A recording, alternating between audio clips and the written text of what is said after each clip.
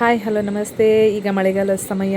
ಹಲಸಿನ ಹಣ್ಣಿನ ಗಟ್ಟಿ ಅಂದರೆ ಹಲಸಿನ ಹಣ್ಣಿನ ಕಡುಬು ಮಾಡೋದು ಹೇಗೆ ಅಂತ ತೋರಿಸ್ಕೊಡ್ತಿದ್ದೇನೆ. ಇದಕ್ಕೆ ಅಕ್ಕಿ, ಹಲಸಿನ ಹಣ್ಣು, ತೆಂಗಿನ ತುರಿ, ಕಾಳುಮೆಣಸು, ಸ್ವಲ್ಪ ಏಲಕ್ಕಿ, ಆಮೇಲೆ ಸ್ವಲ್ಪ ರುಚಿಗೆ ತಕ್ಕಷ್ಟು ಉಪ್ಪು, ಬೆಲ್ಲ ಇದೆಲ್ಲ ಮಿಕ್ಸಿ ಗ್ರೈಂಡರಿಗೆ ಹಾಕಿ ಇದನ್ನು ನುಣ್ಣಗೆ ರುಬ್ಕೊಳ್ಬೇಕು.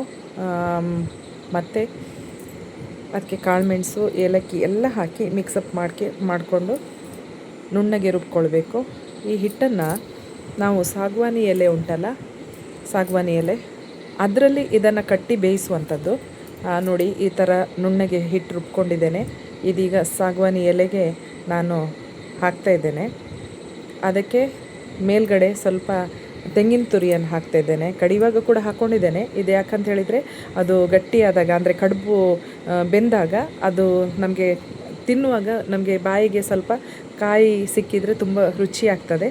ಹಾಗಾಗಿ ಇದನ್ನು ಈ ರೀತಿ ಮಾಡ್ತಾಯಿದ್ದೇನೆ. ಈ ರೀತಿ ಇಡ್ಲಿಯ ಪಾತ್ರದಲ್ಲಿ ಬೇಯಲಿಕ್ಕೆ ಇಡಬೇಕು.